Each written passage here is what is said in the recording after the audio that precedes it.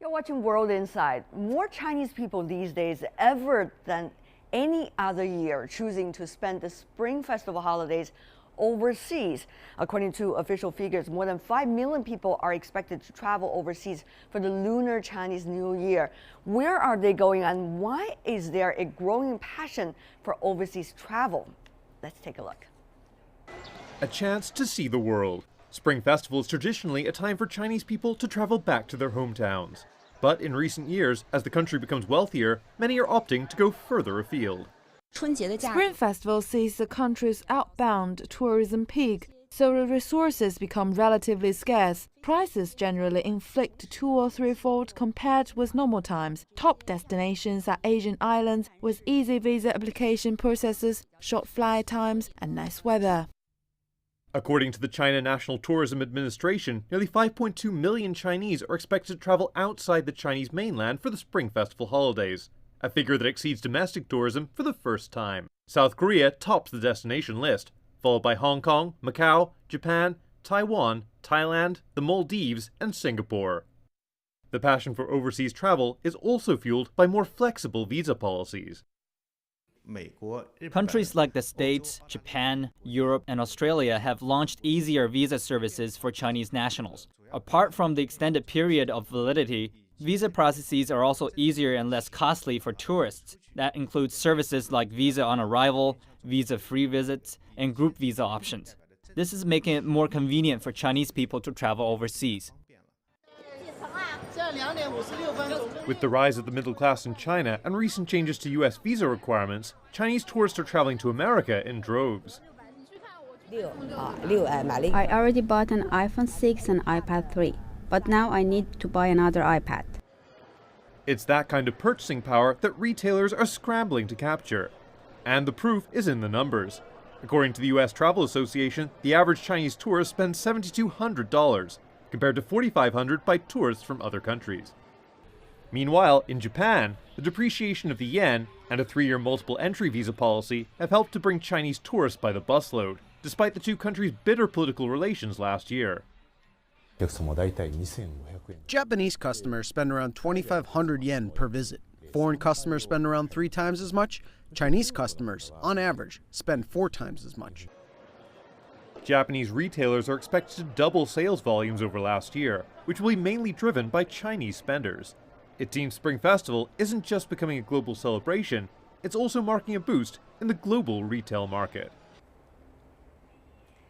And for more on where the Chinese tourists are going during the Spring Festival holiday season, we are joined in our studio by Ms. Han Hua, who is a media and communication consultant and commentator. Meanwhile, in Madrid, we have Mr. Xu Jing from the UN World Tourism Organization, where he's the director of the regional program for Asia and the Pacific. And meanwhile, in Tokyo, we have Professor Yorizumi Watanabe, Professor of International Political Economy at Keio University.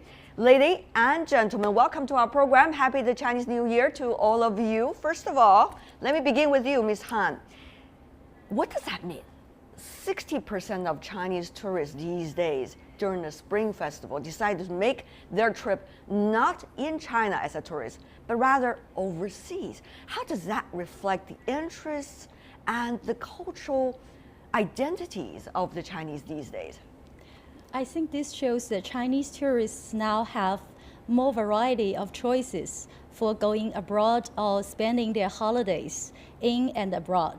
Mm-hmm. And with the depreciation of Chinese RMB yuan depreciations of foreign currencies against the Chinese RMB yuan, so people are really realistic. So it's cheaper to going abroad than previous years. So it's natural for people to choose to go abroad.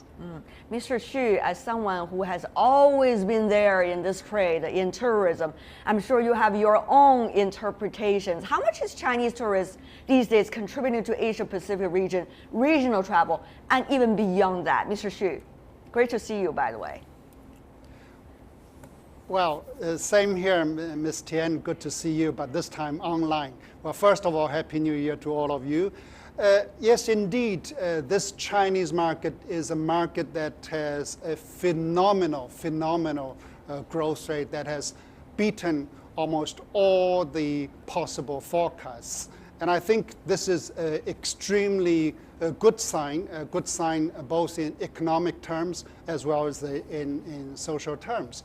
As what was just said by the previous speaker, that the traffic, for instance, to most of the Asia markets, they have been growing, and all of them have been in double-digit figures.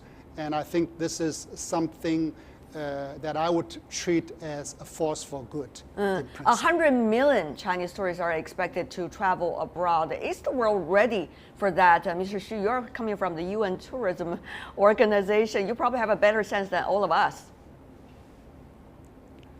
Well, being ready or not ready must be a relative term, but I think in general that the world is ready, and the rest of the world should embrace this phenomenal movement of traffic from the Chinese territory to the rest of the world, because this is, I would say, good both economically, of course, because for China this is about, yes. This is really important. The Chinese tourists are contributing to the world industry.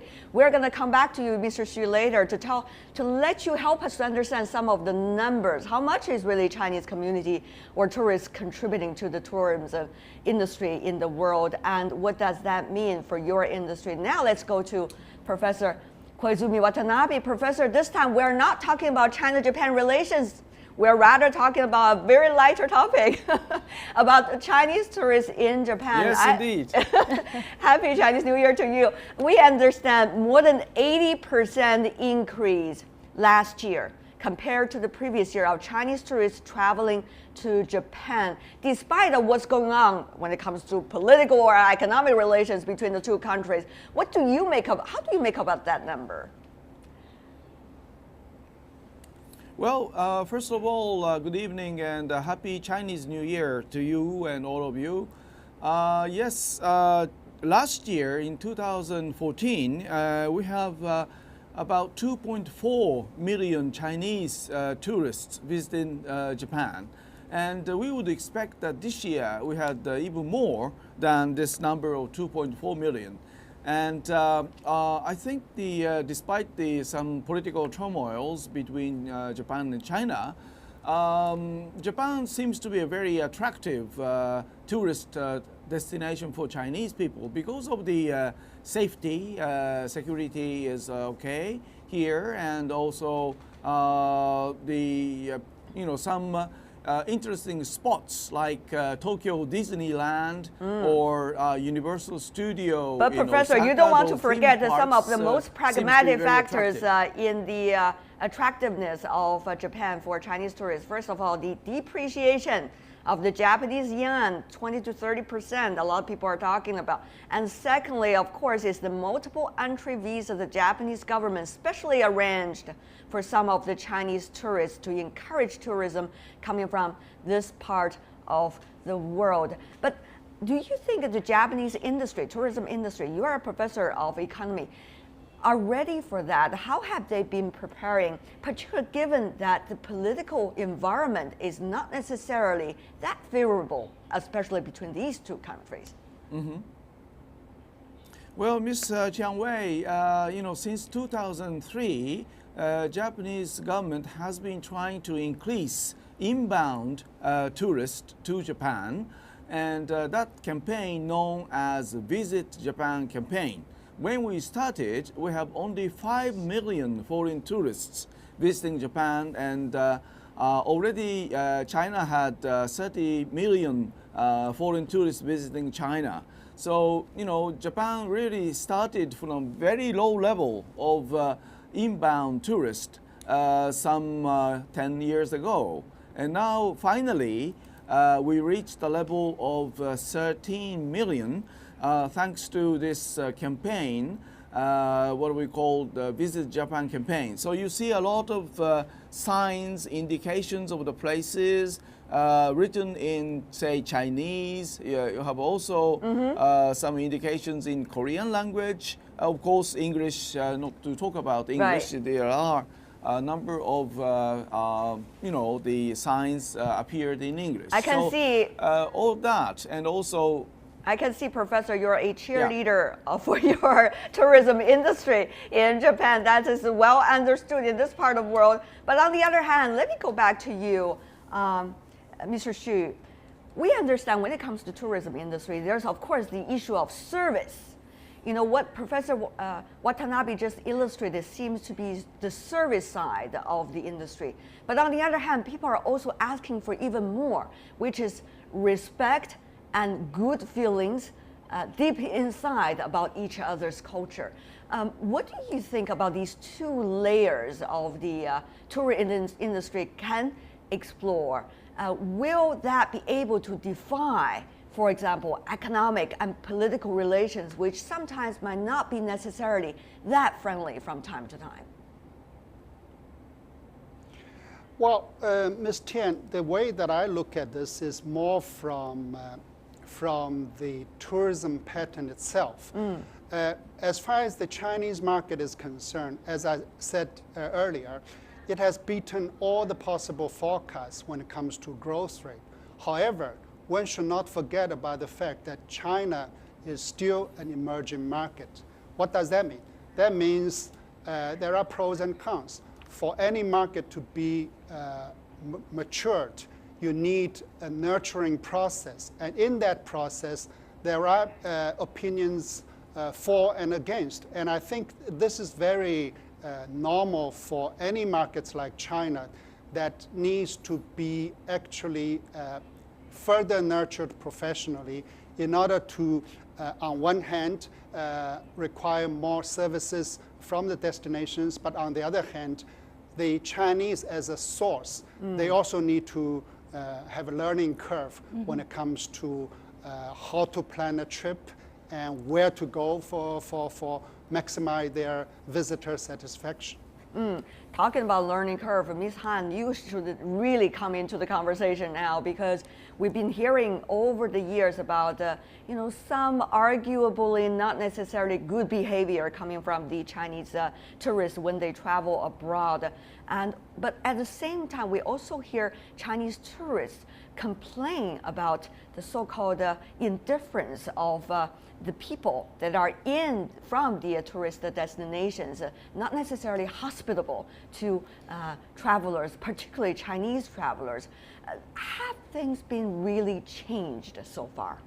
Yeah, I think so. I agree with you. I think the learning curve is an interesting term and actually echoes the social and economic status of China itself. China is still a developing country.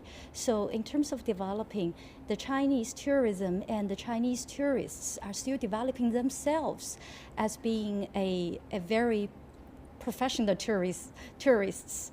So going abroad, being business means business. So from one side, the world tourist market should be accepting Chinese tourists from step by step, like to try to accommodate Chinese cultures, Chinese tourists' special behaviors, like what they need for hot tea and some kanjis and some special training. And the second layer, as we discussed previously, is the layer of learning more Chinese culture to accommodate Chinese tourists better. And from the perspective of Chinese tourists, for the past year, we have seen that, by the way, the National Tourism... My question is whether things have improved or not. Yes, the National Tourism Bureau just released the most recent facts that during the Spring Festival, the uncivilized behavior, both outside the country and domestically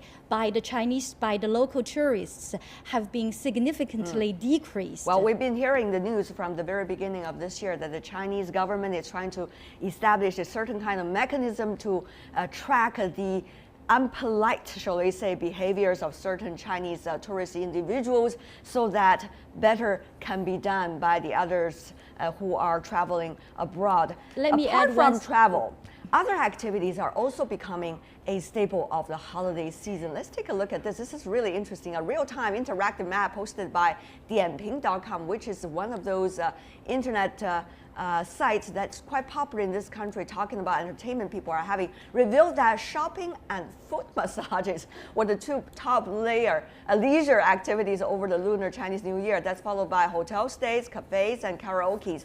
Other popular holiday activities also include visiting hair salons, facials, spa treatments, and outdoor sports. So the question is, when people stay in China, they seem to stick to some of the already existing cultural traditions they had. But when they travel abroad, this is going to be a huge change for their holiday season. Let me go back to you, Mr. Xu, once again.